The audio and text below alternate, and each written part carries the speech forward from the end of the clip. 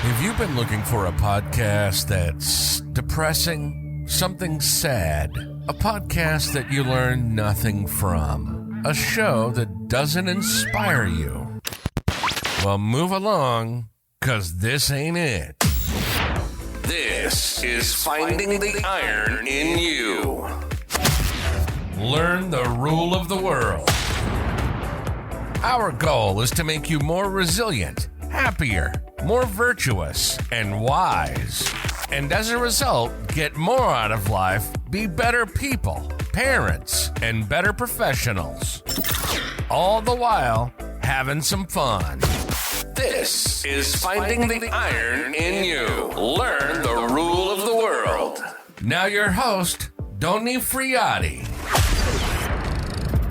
Jadi kalau kita berpikir tentang catur ya kan, saya yakin sih semua udah tahu ya tentang permainan catur. Itu adalah permainan yang sudah tua sekali, usianya sudah lama dikenal oleh banyak orang dan digemari di seluruh dunia. Saya sendiri dulu belajar catur waktu kecil tapi gak jago-jago amat sih. Jadi catur ini adalah permainan yang disukai. Kenapa? Karena sangat menuntut kemampuan untuk berpikir, karena unsur utamanya adalah strategi di dalamnya. Ya kan, jadi kita memperhitungkan beberapa langkah ke depan dan juga memperkirakan, membaca langkah lawan kemungkinan yang mana, dan juga memperhitungkan langkah kita beberapa langkah ke depan. Sehingga dengan begitu banyaknya strategi atau unsur strategi, unsur pemikiran di dalamnya, tentu saja tidak salah kalau misalnya kita bertanya ya, apa sih strategi yang terbaik di dalam catur? Kan gitu. Dan ternyata kemungkinan besar jawabannya adalah nggak ada strategi yang terbaik. Kenapa? Karena yang ada itu adalah strategi yang terbaik untuk keadaan-keadaan tertentu gitu. Artinya untuk masing-masing keadaan, tapi tidak ada satu strategi yang berlaku untuk semua keadaan. Ya kan? Dan begitu juga dengan arti kehidupan. Itu kan gitu, the meaning of life ya. Jadi Dr. Viktor Frankl ya, dalam bukunya Man's Search for the Meaning of Life ya, untuk mencari makna kehidupan, dia mengatakan bahwa tidak ada arti hidup yang, tidak ada arti kehidupan yang sederhana atau yang general atau yang umum. Gitu. Jadi gini, maksudnya begini, lebih sederhana gini.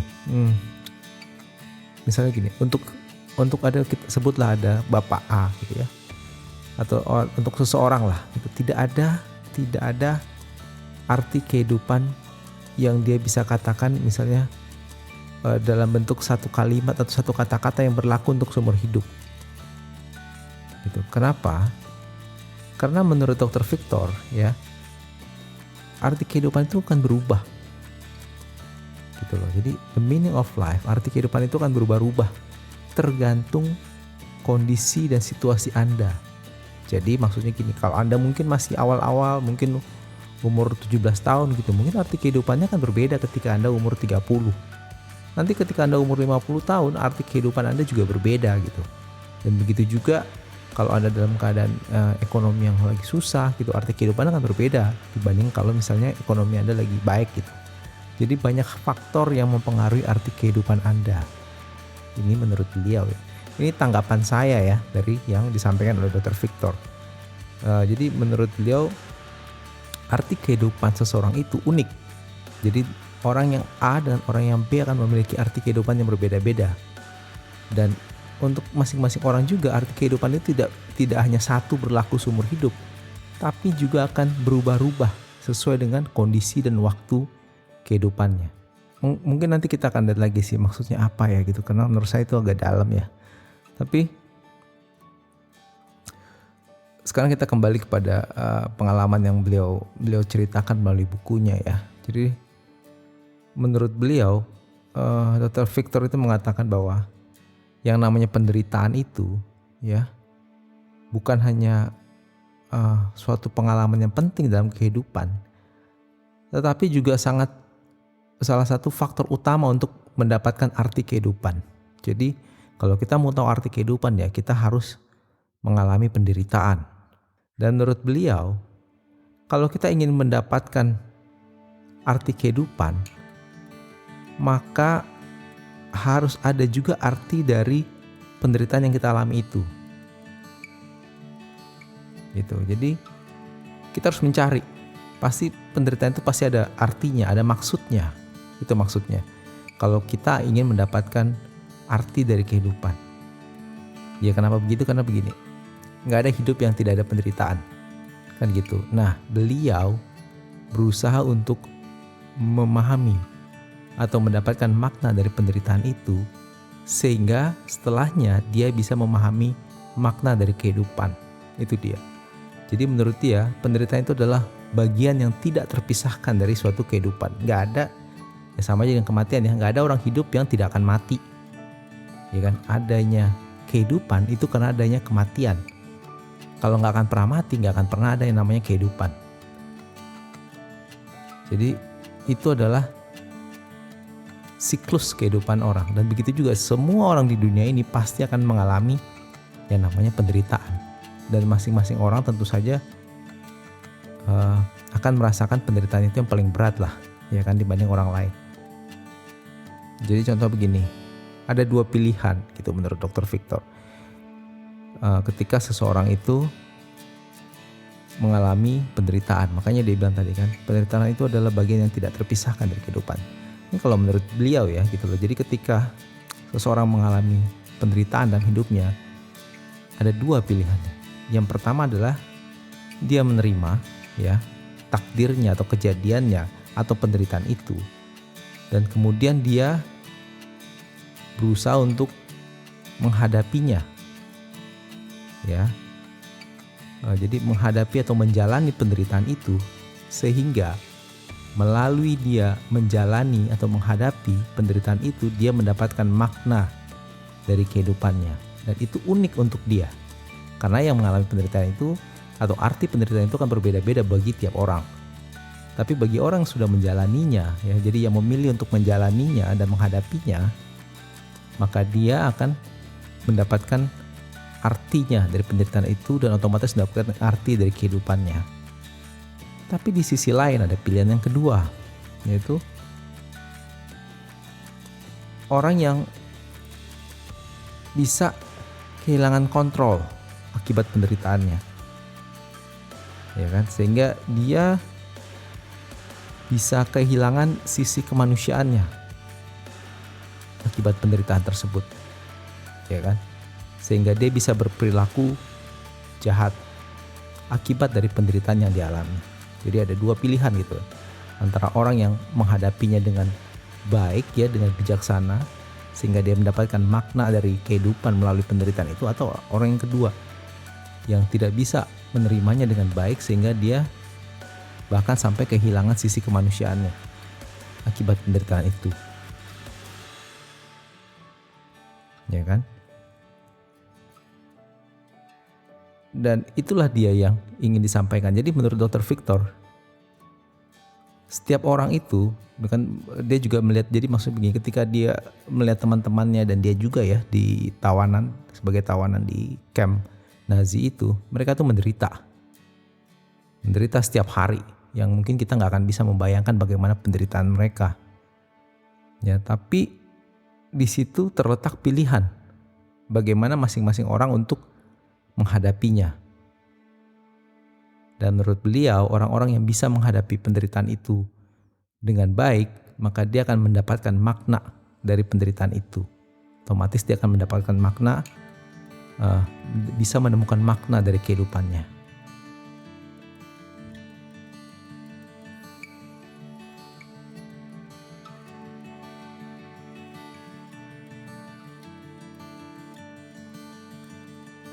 Jadi ketika selain beliau juga bekerja sebagai dokter ya terhadap teman-teman tawanan, jadi dia juga tahanan, dan dia juga karena dia adalah seorang dokter, dia juga bekerja sebagai dokter, berusaha untuk ya sebisanya lah mengurangi penderitaan tahanan yang lain ya.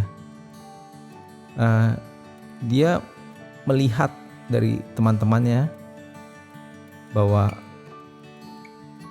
faktor utama ya yang memberikan kekuatan mental bagi orang-orang untuk survive ya, adalah dengan mengingatkan mereka tentang suatu tujuan atau impian yang ada di masa depan. Jadi dia sering mengkutip kata-kata Nietzsche ya, yang menulis bahwa orang-orang yang memiliki why atau alasan yang kuat untuk hidup, dia akan bisa menghadapi hampir berbagai macam cobaan dalam kehidupan. Gitu. Jadi kita harus memiliki alasan yang kuat untuk kita hidup supaya kita bisa melewati berbagai macam cobaan. Dan justru yang paling celaka adalah apabila kita tidak memiliki tujuan atau makna dalam kehidupan ini. Orang-orang seperti ini menurut Dr. Victor ya, dia akan mudah kehilangan arah. Sehingga biasanya dia akan melihat tawanan atau dia akan melihat dari rekan-rekan tawanannya yang mengatakan bahwa mereka sudah tidak sanggup lagi. Jadi dia melihat dari teman-temannya ya, para tawanan ini ada yang putus asa gitu. Jadi kehilangan arah, dan mereka biasanya mengatakan bahwa ya tidak ada lagi harapan atau tidak ada lagi impian untuk masa depan. Dan dia berpikir, untuk orang-orang seperti ini apa yang bisa kita katakan gitu loh, untuk orang-orang yang sudah kehilangan harapan. Makanya menurut beliau itu sangat penting untuk menemukan why, menemukan alasan untuk kehidupan, sehingga kita bisa kuat untuk menjalani berbagai macam cobaannya.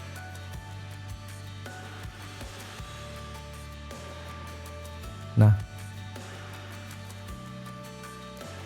salah satu kesimpulan utama ya yang dari buku ini ya, yang menurut saya sangat penting gitu loh, yang kadang kita sering mendengar ya, kata-kata klise ini gitu, artinya apa?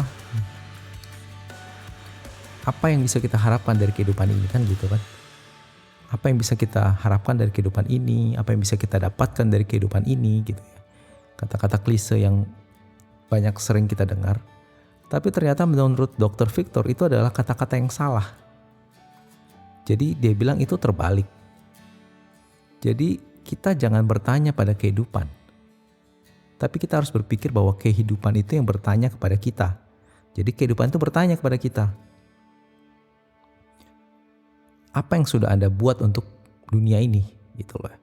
Apa yang sudah Anda buat untuk kehidupan gitu. Jadi bukan kita yang bertanya pada kehidupan, tapi justru sebenarnya kehidupan itu yang sedang bertanya kepada kita, apa yang sudah kita buat untuk dunia, untuk masyarakat, untuk orang-orang di sekitar kita.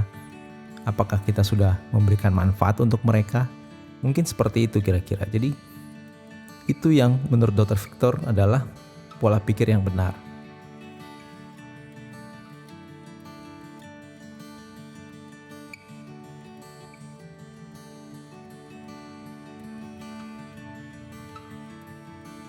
Jadi menurut beliau, arti dari kehidupan ini sebenarnya adalah kita harus mengambil tanggung jawab. Mengambil tanggung jawab untuk menyelesaikan berbagai masalah yang akan kita hadapi dan akan berganti silih berganti. Karena yang namanya kehidupan itu adalah berganti dari satu masalah ke masalah lain. Tapi justru menurut Dr. Victor itu adalah makna kehidupan, yaitu berusaha untuk men-tackle atau menghadapi semua masalah itu. Jadi kita harus berani untuk mengambil tanggung jawab untuk menyelesaikan masalah itu satu persatu. Dan karena cobaan masing-masing orang itu kan berbeda, jadi masalah antara orang A dengan orang B dan orang C itu kan berbeda-beda, itu juga makanya makna kehidupan itu akan berbeda-beda bagi setiap orang. Bagi orang A dengan masalahnya dia, itu tentu makna kehidupannya akan berbeda dengan orang B dengan masalahnya dia juga. Sehingga menurut Dr. Victor gitu, itu tidak mungkin kita bisa mendefinisikan makna kehidupan yang berlaku untuk semua orang. Masing-masing orang akan memiliki maknanya sendiri. Baik, jadi salah satu observasi penting lainnya dilihat oleh Dr. Victor di antara rekan-rekan tahanannya ya, yang di camp konsentrasi ini adalah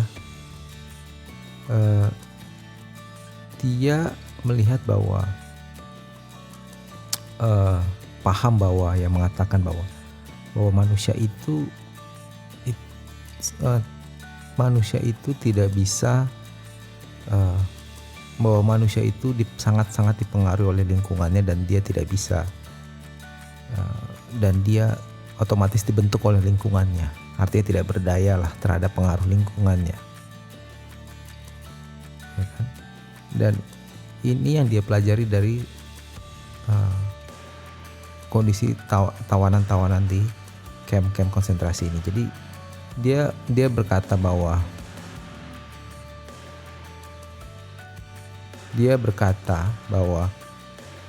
bagaimana dengan konsep kebebasan kita untuk berpikir ya, bersikap gitu ya.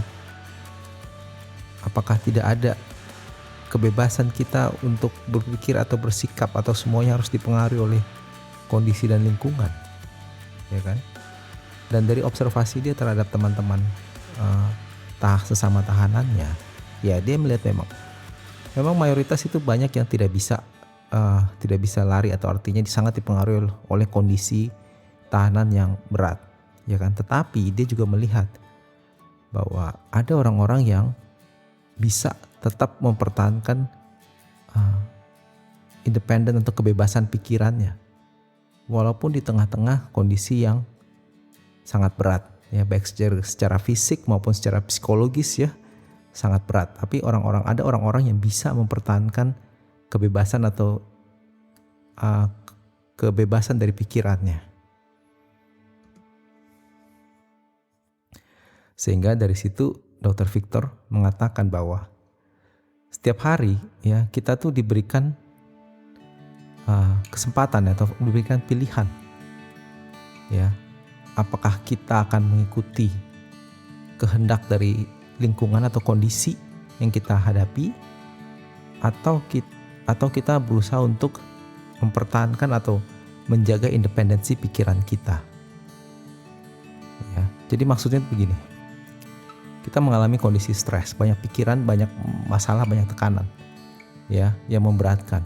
Apakah kita akan, ya sewajarnya kalau pada kondisi itu kita akan down, menyerah, ya, lalu kemudian tidak bisa bertindak dan mengikuti kondisi, mengikuti situasi, atau kita berusaha untuk tetap memiliki pilihan untuk bersikap, ya, apakah kita dengan misalnya bersikap lebih objektif, atau berusaha untuk mencari sisi pandang yang lain, berusaha untuk mencari solusi, artinya kita tidak terbawa suasana yang negatif, ya gitu. Jadi menurut dia seperti itu. Jadi kira-kira kita bisa memilih, setiap hari itu kita diberikan pilihan, apakah kita ingin hidup seperti daun yang ditiup angin, ya, ke kiri dan ke kanan, ya, kita hanya mengikuti arah angin, atau kita tidak mau hidup seperti itu, tapi memiliki sikap, memiliki kemampuan untuk mengontrol pikiran kita, jadi tidak dipengaruhi oleh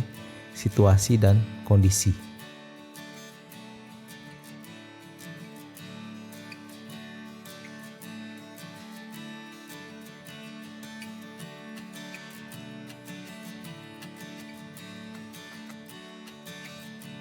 Dan pelajaran terakhir saya pikir yang perlu penting ya, di mana beliau mengatakan bahwa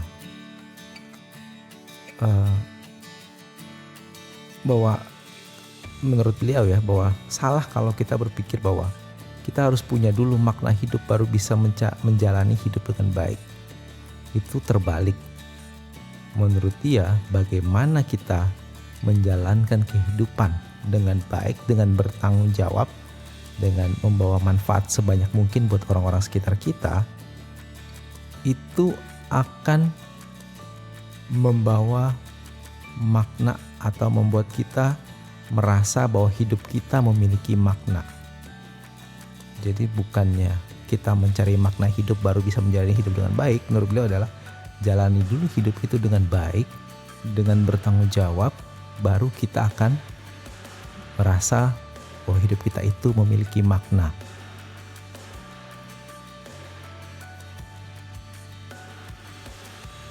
Sama juga dengan salah satu nasihat yang sering beliau berikan ya. Jadi dia mengatakan jangan mencari kesuksesan, jangan berpikir jangan mengejar kesuksesan.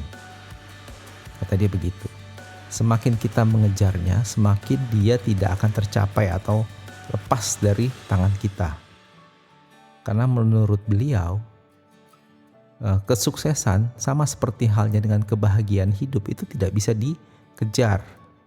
Itu harus terjadi secara alami.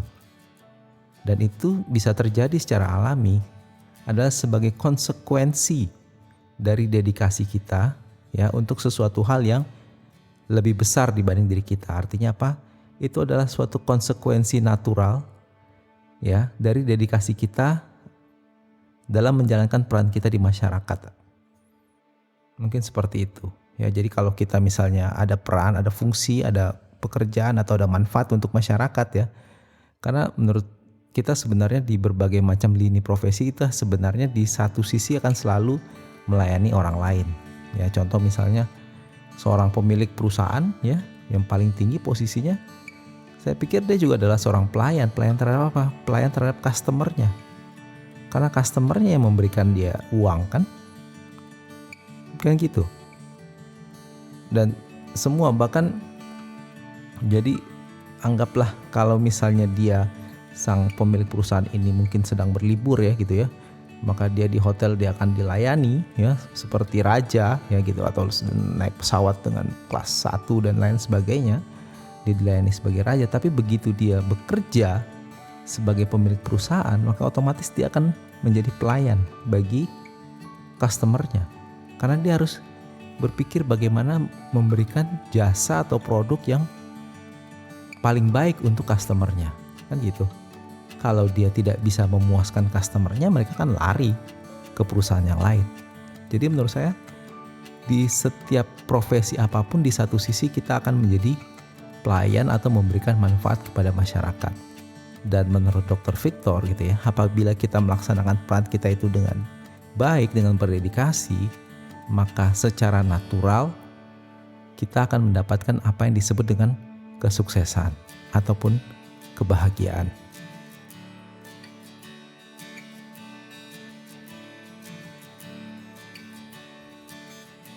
Dan mungkin poin terakhir ya yang penting dan fenomenal ya dari Dr. Victor ini adalah kalimat beliau yang mengatakan bahwa semuanya bisa diambil dari seorang manusia. Artinya gini, kita bisa kehilangan segala sesuatu dalam kehidupan ini. Tetapi yang terakhir yang sebaiknya kita tidak boleh hilang adalah independensi kita untuk bersikap. Ya, jadi adalah independensi kita untuk bersikap terhadap berbagai situasi atau kondisi. Jadi artinya jangan sampai kita kehilangan kemampuan untuk bersikap. Ya, jadi jangan sampai kita dipengaruhi oleh kondisi situasi gitu. Jadi bagaimana kita mengatur pikiran kita atau kontrol kita terhadap cara berpikir kita, itu adalah